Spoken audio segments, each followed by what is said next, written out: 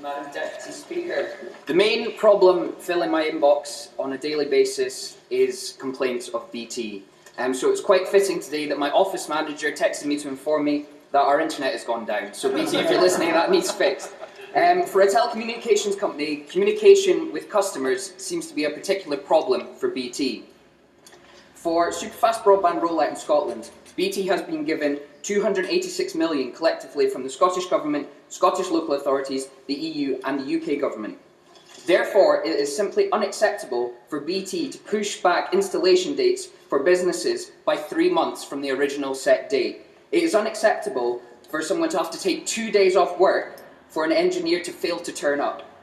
In fact, in a survey of my constituents, only 33% were contacted to tell them of any delays or cancellations to their appointment. This is completely unacceptable. Furthermore, Madam Deputy Speaker, given the levels of public investment in this programme, I'm sure the House will agree with me that it is unacceptable for BT-employed contractors being sent from Glasgow to the northeast of Scotland to do a 10-minute job. For those not familiar with the geography of Scotland, that's roughly a 6-hour round trip. For constituents to complain about the issues to BT, they have found it extremely difficult. They contact BT only to find that they have to contact Openreach, who then bounce them back to BT. For many customers, it's BT Openreach and they're one and the same, and this grey area just makes it more difficult for BT to be held to account. It is only with reliable, superfast broadband that rural areas will achieve their full potential.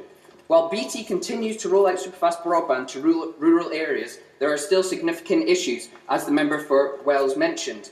Although there may be fibre to the cabinet, the use of copper wires that mean if you live more than 2 miles away from the cabinet, you are unlikely to receive superfast broadband.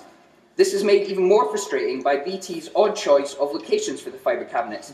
In the village of Marykirk, in my constituency, the cabinet is located 3/4 of a mile from the village centre at the bottom of a flooded field.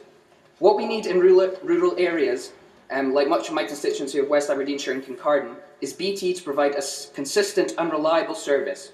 BT also needs to be better held to account for the service it delivers.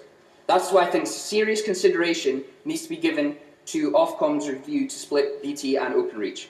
Madam Deputy Speaker, for rural areas to survive and thrive, we need reliable, fast internet infrastructure capable of sustaining 21st century jobs and 21st century lifestyles. Yeah.